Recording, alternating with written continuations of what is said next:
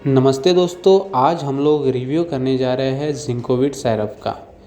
तो हम लोग देखेंगे कि जिंकोविट सायरप के क्या कुछ बेनिफिट्स है, क्या कुछ एडवांटेजेस डिसएडवांटेजेस क्या है, साइड इफ़ेक्ट इससे क्या हो सकते हैं, इसकी प्राइस आपको कितनी जाएगी और साथ ही साथ हम लोग देखेंगे कि कौन इस सायरप को यूज़ कर सकता है। दोस्तों, जिंकोविट सायरप ये एक मल्टीविटामिन और मल्टी मिनरल सप्लीमेंट है जो कि ज़्यादातर यूज़ किया जाता है कि हमारे जो विटामिन और मिनरल की डिफ़िशियंसी हमारे शरीर में रहती है उन सब चीज़ों को ट्रीट करने के लिए ये हेल्प करता है। हमारी बॉडी में जो भी डैमेज होते हैं और जो इम्प्रूव करनी होगी, अगर हमारी इम्यूनिटी इम्प्रूव करनी है, मेटाबॉलिज्म जो कि हमारे डाइजेशन सिस्टम होती है उसको इम्प्रूव करना है, हमारे टोटल बॉडी के जो फंक्शन होते हैं उनको अगर इम्प्रूव करना है और अच्छे से रखना है तो ऐसे काफ़ी चीज़ों में इस सायरप का यूज़ दरअसल होता है। ये हमारे स्किन को, हेयर को, हमारे जो बोन्स होते हैं, जो जॉइंट होते हैं उनको हेल्दी रखता है। स्किन, हेयर, बोन्स और जॉइंट सभी को।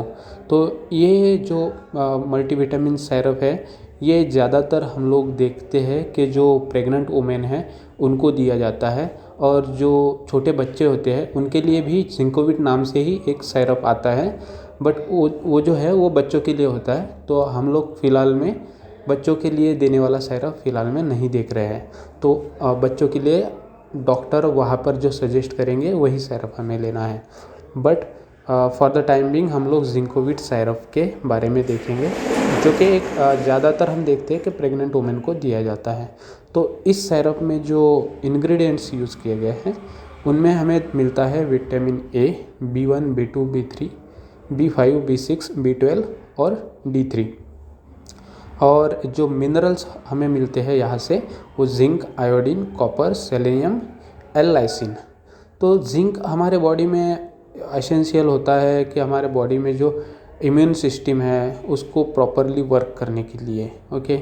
ये सेल्यूलर जो फंक्शन होते हैं हमारे बॉडी के उनमें भी एक अच्छा सा रोल प्ले करता है। और जो जब भी हमें कोई चोट लग जाती है और अगर हमारा कोई ज़ख्म है तो उसको भरने के लिए भी जिंक का बहुत ज़रूरी होता है हमारे बॉडी में होना। मेटाबॉलिज्म ऑफ कार्बोहाइड्रेट्स, और जो कार्बोहाइड्रेट्स हमारे बॉडी में अगर ज़्यादातर आते हैं तो उनको भी मेटाबॉलिज़ करना ज़रूरी होता है ताकि जो हमारा फैट्स वगैरह है बॉडी में बढ़े नहीं। तो टोटल डाइजेशन सिस्टम अच्छा रखना और मेटाबॉलिज्म अच्छा रखना, सेंसिंग टेस्ट एंड स्मेल, अगर टेस्ट और स्मेल जो है हमारी जो ऑर्गन्स है वहाँ पे अगर सेंसेशन में कुछ प्रॉब्लम है तो उन सब चीज़ों में जिंक यहाँ पर हमारा यूज़ होता है। एल-लाइसिन ये एक ऐसा घटक इसमें यूज़ किया गया है जो एक एसेंशियल अमीनो एसिड होता है। दोस्तों, ये एक बहुत ही इम्पोर्टेंट रोल करता है एल-लाइसिन। हमारी जो बॉडी की इम्यूनिटी सिस्टम है उसको अच्छा रखने के लिए ये बहुत ज़रूरी होता है। तो इसमें एल-लाइसिन भी है। विटामिन्स भी एसेंशियल होते हैं जो इम्यूनिटी बूस्ट करने के लिए, हमारे जो आँखों की जो दृष्टि है उसको बूस्ट करने के लिए। नर्व सिस्टम जो होते हैं, देखिए न्यूरॉन्स ही हमारे बॉडी में बहुत ज़्यादा है, उनको भी एक फंक्शनिंग उसका बेटर करने के लिए हमारे बॉडी में अगर ब्लड फॉर्म करना है तो उसको डेवलप करता है, मतलब बूस्ट करता है कि ब्लड फॉर्मेशन अच्छे से हो। उसी के साथ साथ साइकोलॉजिकल कुछ फंक्शंस होते हैं, आलस से भर जाता है बॉडी में, कभी कभी मन लगता, कंसंट्रेशन नहीं लगता। ये सब चीज़ों के लिए विटामिन्स हमारे बॉडी में होना बहुत ज़रूरी होता है। ये एक एसेंशियल न्यूट्रिएंट्स होते हैं जो बॉडी के लिए ओवरऑल जो हमारी बॉडी अच्छी रहनी चाहिए, हेल्दी रहनी चाहिए, उसके लिए ज़रूरी होते हैं। ये हमारे बॉडी को ग्रो करने में हेल्प करते हैं, डेवलप करते हैं और हमारे बॉडी का जो इंटरनल स्ट्रक्चर है उसको मेंटेनेंस जैसा काम करते हैं ये लोग। जो विटामिन्स होते हैं, हमारे जो बोन्स है, बॉडी के अलग अलग ऑर्गन्स हो गए, किडनी, लीवर, हार्ट, इन सभी चीज़ों को विटामिन्स ही एक अच्छा रोल प्ले करते हैं। जहाँ पर कुछ भी अगर बॉडी में हो जाता है तो उसको भरने में और सभी चीज़ों को फंक्शनिंग अच्छा रखने में। तो विटामिन बहुत ज़रूरी होते हैं मिनरल्स के साथ साथ, और ये दोनों मिलकर जब एक फंक्शनलिटी हमारे बॉडी में करते हैं तो यहाँ से ब्लड फॉर्मेशन अच्छा होता है, हमारे हार्मोन्स जो है अच्छे से सिक्रेट होता है, वहाँ से हार्मोनल चेंजेस अगर बॉडी में है तो। देखिए, मैं क्यों कर रहा हूँ कि प्रेग्नेंट वुमेन में ज़्यादातर दिया जाता है क्योंकि उनमें हार्मोनल चेंजेस होते हैं तो उनको ज़रूरत होती है, उनको इम्यूनिटी बूस्ट करने की भी ज़रूरत होती है। तो इसीलिए ये जिंकोविट सायरप वहाँ पे यूज़ किया जाता है। अब अगर इसके मैंने एडवांटेजेस आपको बता दिए, बट डेफिनेटली क्या कुछ डिसएडवांटेजेस हैं ये भी हम लोग देखते हैं। तो डिसएडवांटेजेस के बारे में मैं कहना चाहूँगा कि अगर सपोज से आप ये फर्स्ट टाइम ले रहे हो तो हो सकता है किसी पर्सन को सूट ना हो, तो उसको वोमिटिंग टाइप हो जाए, उल्टी, या फिर कभी कभी दस्त लग जाते हैं, डायरिया भी हो सकता है, और जो पेट है उसमें गड़बड़ी आ सकती है, बार बार पोटी के लिए जाना, इस तरीके का कुछ भी हो सकता है। तो वोमिटिंग, डायरिया, नोशिया, सिर में थोड़ा सा दुखना, पेट में गड़बड़ी होना, ये एक इनिशियल सिम्टम्स होता है जो कि एक टेम्पररी होते हैं। अब जब आपकी बॉडी उसके साथ में, उस सायरप के साथ में एडजस्ट करना स्टार्ट कर देती है तो ऐसे चेंजेस दिखते हैं, बट ज़रूरी नहीं है कि लॉन्ग टर्म रहे। ये इनिशियली होते हैं, एक बार 2-3 दिन आपने लिया हो जाता है, बट अगर से वहाँ पे भी ये कम नहीं हो रहा है, आपको ये सिम्टम्स आ ही रहे हैं कंटिन्यूसली, तब आपको कंसल्ट लेने की ज़रूरत है डॉक्टर की। आपको ये तुरंत बंद कर देना चाहिए और डॉक्टर से मिलना चाहिए। अब कब तक ये सायरप ले, तो इस सायरप को लेने के लिए बहुत ही ज़्यादा मंथ आपको ये नहीं लेना चाहिए। ओके, इस सायरप को आपको जितनी देर के लिए, जितने दिनों के लिए आपके डॉक्टर सजेस्ट करते हैं उतना ही लीजिए।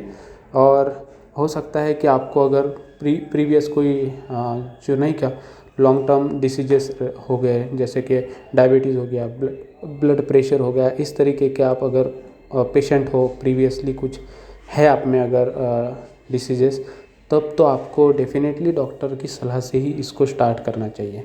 बिकॉज़ ये आपके लिए सूटेबल होगा या नहीं, ये आपको डॉक्टर ही कंसल्ट कर सकते हैं अगर आपको पहले से कोई डायग्नोसिस आया है तो। और हो सकता है आपकी कोई सर्जरी अगर हो रही हो, या फिर आपका कोई ऑपरेशन हो रहा हो, तो ऐसे केस में आपको अगर ये सायरप शुरू है तो डॉक्टर बोल सकते हैं इसको स्टॉप करना चाहिए। तो आप अगर किसी सर्जरी के लिए, ट्रीटमेंट के लिए जा रहे हो, तो वैसे टाइम में इस सायरप को डॉक्टर के सलाह के अनुसार ही लीजिए। हो सकता है उसको बंद भी करना पड़ सकता है। ओके, अभी ये सायरप कब लेना चाहिए? तो इसको देखिए, मैंने कहा था कि पेट में गड़बड़ी हो सकती है, तो भूखे पेट तो इसको डेफिनेटली लेना नहीं चाहिए। आप ज़्यादातर ये कीजिए कि थोड़ा बहुत खा लीजिए, उसके बाद में इसको लीजिए, ताकि जो पेट में गड़बड़ी होती है वो कम हो। अब किस तरीके से इसको लेना चाहिए?